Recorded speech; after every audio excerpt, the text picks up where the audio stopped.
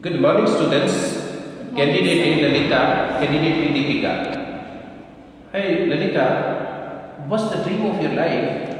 I want to become a doctor, sir, because I want to help the poor people who are not able to get better treatment due to lack of money. How do you come to school? I come to school by school van. What are the hobbies of your life? My hobby is reading. I like reading very much. Recently, I read a book that is Gulliver's Travel and many other books which are based on the life of the ideal persons. Okay, let me know about the profession of your father and mother. My father is Chief Sanitary Inspector in Municipal Corporation Rohtak. He is performing his duties very honestly. My mother is a housewife. Okay. She loves me very much. Candidate B Deepika, what is the aim of your life? I want to become an IAS officer because I want to serve my country. Okay, how many brothers sisters you have? I have only one brother. Okay, what's about the two qualities of your mom? My mom is very loving and caring. He always takes care of me. Okay, thank you students. Now the topic presentation. Candidate A, you are going to tell us about your topic. When your topic is over, Deepika will ask a question. Okay, start. I am Halita and I am going to present my topic, that is natural resources. Anything which is required or used to sustain life is called a resource. A natural resource is the resource obtained from nature. Resources are all those requirements of individuals, organizations and populations which help in accumulation of energy by their availability. Based on abundance and availability, natural resources are divided into two types: inexhaustible natural resources and exhaustible natural resources. It is well known that everything that comes from nature has some utility to man, but its utilization is only provided if appropriate technology is known. Sunshine, wind, forests and field life were present much before the appearance of man on earth. In a similar manner, for centuries, coal and petroleum were present below the earth's surface, but appropriate technologies were not available to utilize them. With the development of civilization and technology, it has now been possible to transform resources into more valuable forms.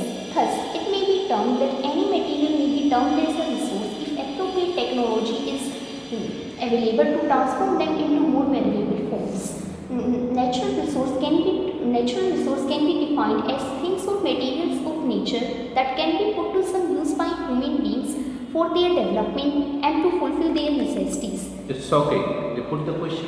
Lalita, can you tell me how we can conserve our natural resources? Yes, by taking the responsibility of conserving natural resources, by reducing the overconsumption of natural resources, and by using non-conventional energy instead of conventional energy, we can save our natural Okay, resources Lalita, from exploitation. what are the two types of natural resources? There are inexhaustible and exhaustible natural resources which are divided based on the abundance and availability. Now, candidate B Deepika is going to tell us about your topic, and when your topic is over, Lalita will put your question. Start. I am Deepika and I am going to speak on moral values and ethics. Try not to become a person of success, but rather try to become a person of value.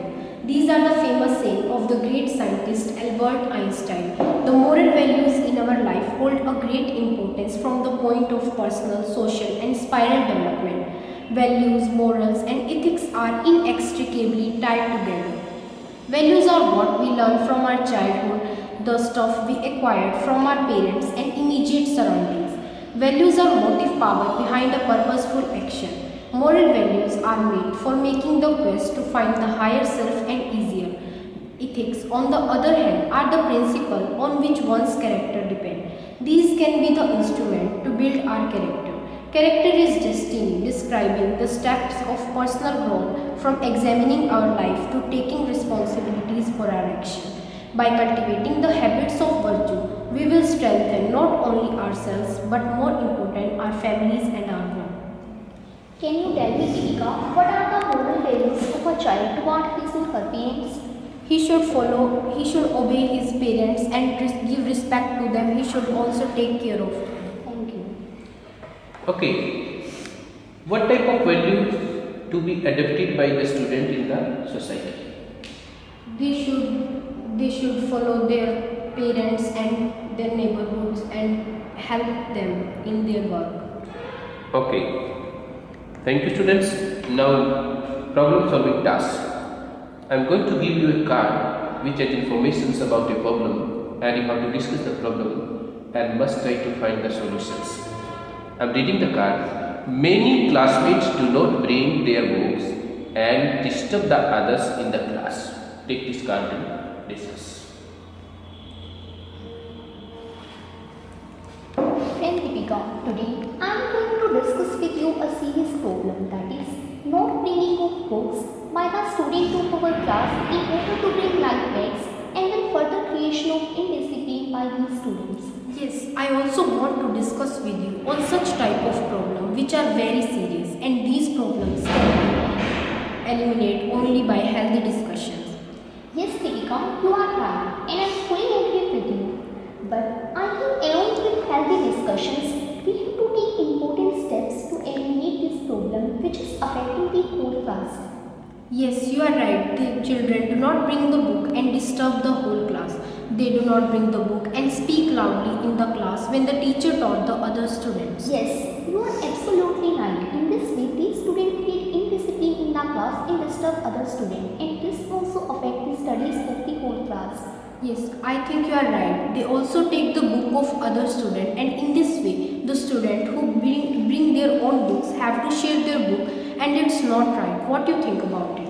Yeah, it's true. The students who bring their books are compared by the teachers to give their books to the students who do not bring their books, and in this way, the students who bring their books have also to pay penalty. Am I right? Yes, you are absolutely right. Instead of giving them books for reading, teachers have to punish them and inform their parents about their behavior. I think including this, teacher also have to aware principal about such indisciplined creators. Yes, only the punishment can change the behavior of such students.